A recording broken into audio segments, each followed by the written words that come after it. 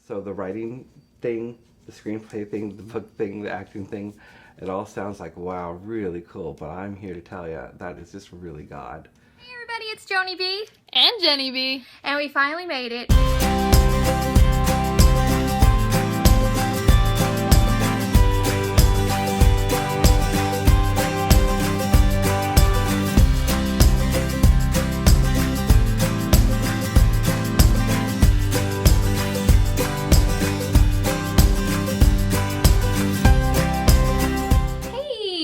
Torry, welcome to our amazing set here on the 5th floor of the Billy Graham Center. I cannot believe you guys got this built so fast. I know. You're impressive.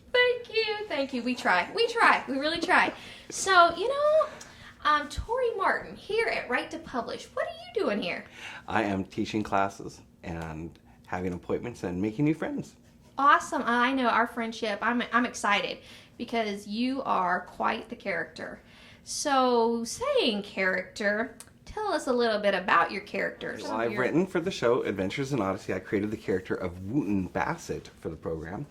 Wooten is when I created him, a long-haired, redheaded, overweight hippie from Alaska. It just came to me one day when I was living in Alaska, like out of the blue, like a shot in the dark. And now I'm actually getting ready to create a new character for Clubhouse magazine for the Odyssey column. And I'm really excited about that. I think that character will be making its debut in October, and I'm hoping it'll translate over to the radio series as well. Fun. Yeah. How exciting. Yeah. And I know movies have been in your background. Movies are in your future. Book is in your future. So tell our listeners and viewers about what's going on with Torry. Well, I've got a new book coming out that is co-written with Doug Peterson. Doug is a fantastic author. He's written like 50 of those VeggieTale books, so we've got the VeggieTale author and the Odyssey guy. We teamed up on the book called Of Moose and Men. And Of Moose and Men is about my experiences living in a remote cabin in Alaska. Had a 200-yard trail to hike just to reach the cabin. And Did you leave often? Yeah. You did? Yeah. Okay. Yeah. I wouldn't have. I would have said, come on. Once a At week. least once a week. It was nice. It was beautiful. It was really an easy place to believe in God. You know what I mean? You're up there and once you're in Alaska, you're like, there's no way this could have just happened by accident. It's just too magnificent. So it's humorous stories about my adventures in Alaska and how I came to meet the Lord. And that'll be coming out in May 2016. Just finished shooting a movie called Heaven Bound that I wrote with Renee Guttridge and Marshall Younger. Marshall, by the way, is my favorite writing partner. He's written over 150 Adventures in Odyssey episodes. Renee is another favorite writing partner. She wrote the books Boo, Boo-Hoo, Boo-Hiss, and I just appeared in her film Skid. That was based on her novel Skid, and it's really funny. She's hilarious. So we wrote Heaven Bound together, and it stars Nancy Stafford, who was on Matlock, and Michael Joyner from The Grace Card, and Danny Vinson from Walk the Line, the Johnny Cash movie. And we even have Victoria Jackson from Saturday Night Live is in it, and I'm in it, and it'll be coming out later this year. I'm pretty excited about it. In the meantime, while I'm here, I'm going to stay 3 extra days after Right to Publish. To do a role in Dallas Jenkins' new film, The Resurrection of Gavin Stone.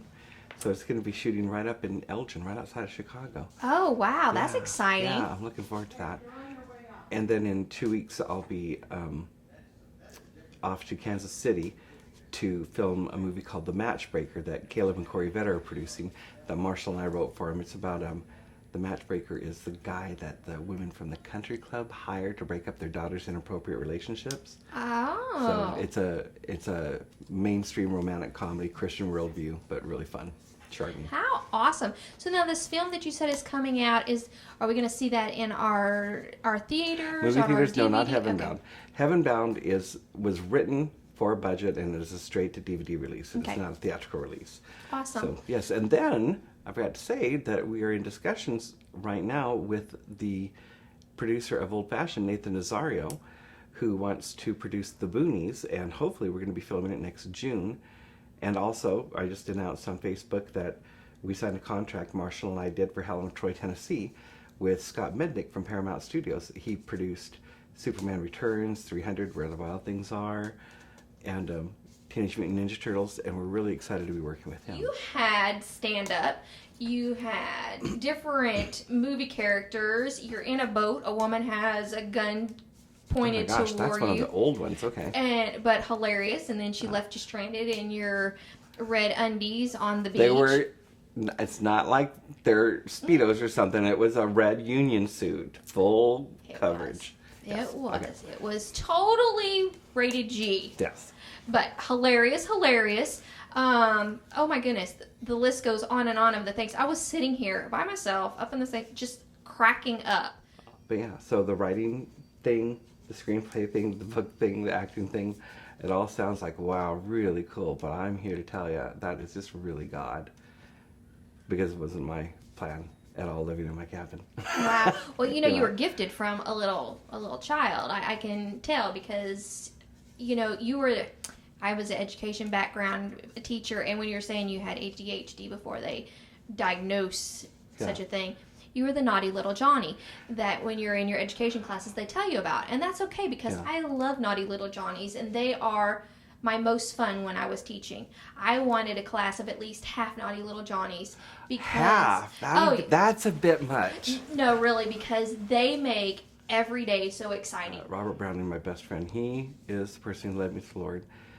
It's interesting how I don't know that one person or one ministry can ever get full credit because there's so many seeds along the way. You know what I mean? Mm-hmm. There was Rob's influence, Kay Arthur's Precept Bible Study. I'm telling you, when you start reading the Bible and doing Greek and Hebrew word studies, and you become convinced how every word is there, not by accident. It's there for us. It's amazing stuff. And then to have a great pastor like Pastor Jack Aiken, who kept me accountable and just mentored me.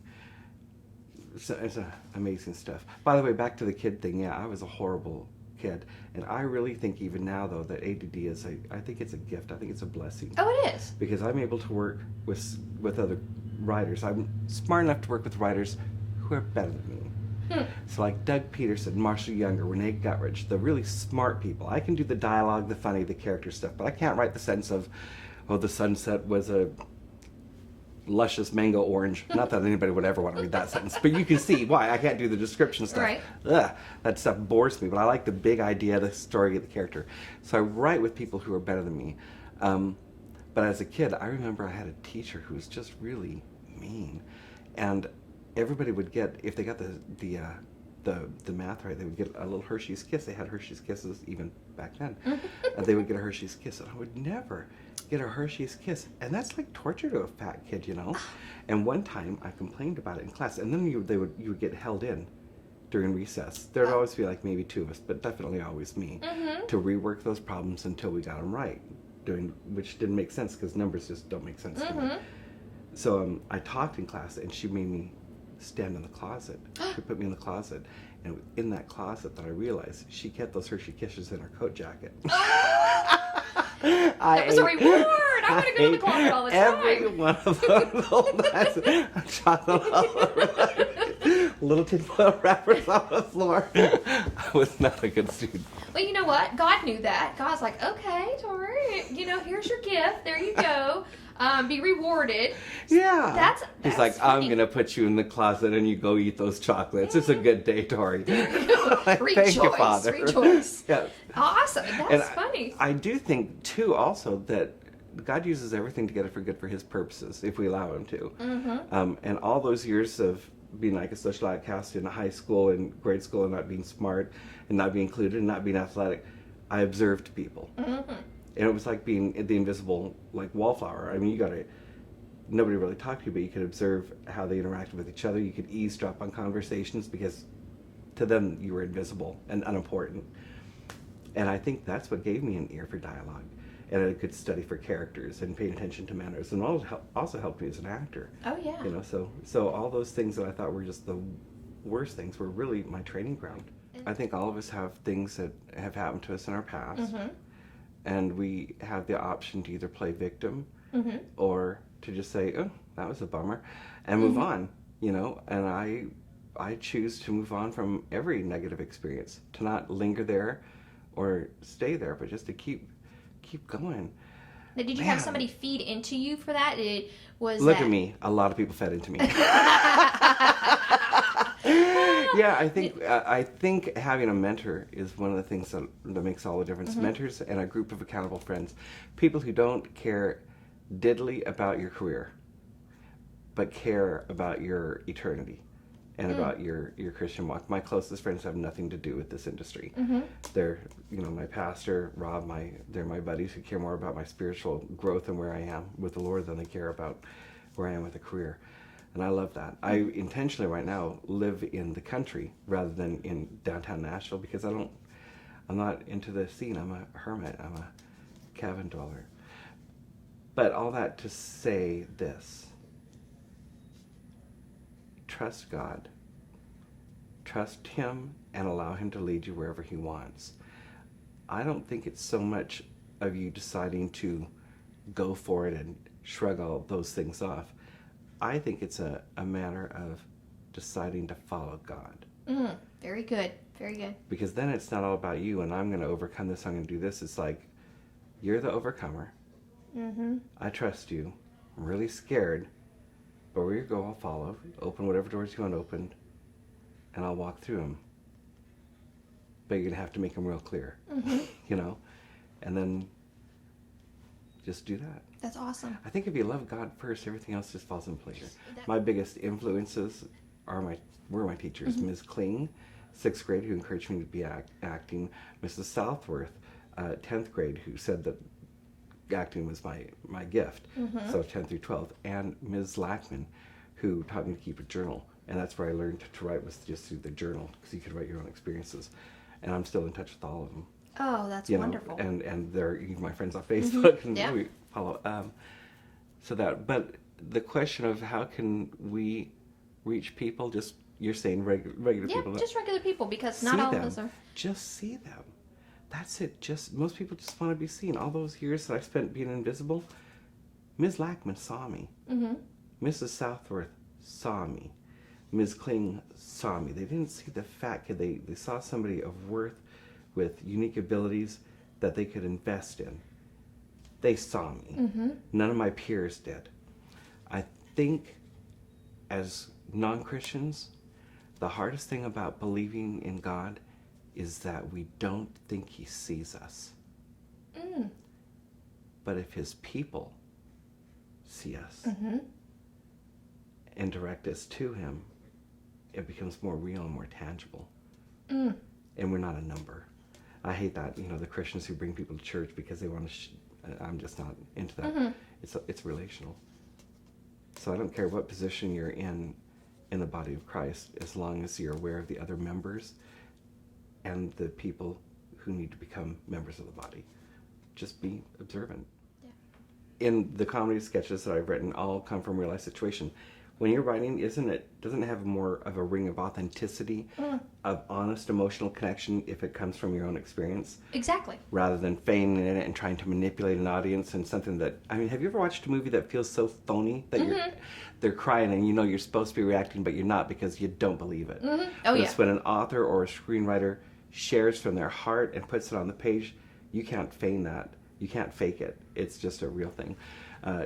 Judgmental is a character I created, who, when I went to a church that was televised, I got seated in the balcony, and I looked around and I saw the guy in the denim motorcycle jacket with sleeves of tattoos and piercings. Saw the woman with tattoos and piercing and a tank top and shorts, because it was summer in Alaska. It actually happens.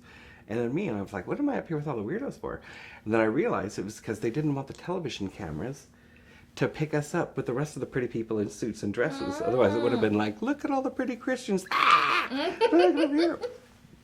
So I sat up here and I was thinking, that wasn't my first experience in church. But I was thinking, if this was my only experience in church, if I walked in that door in my Carhartt overalls like I had, didn't know the Lord, just thought I was going to go to church, and I got treated like this, and sat up in the balcony, and the usher then told me my denim was inappropriate for the house of the Lord. I might want to rethink that next time.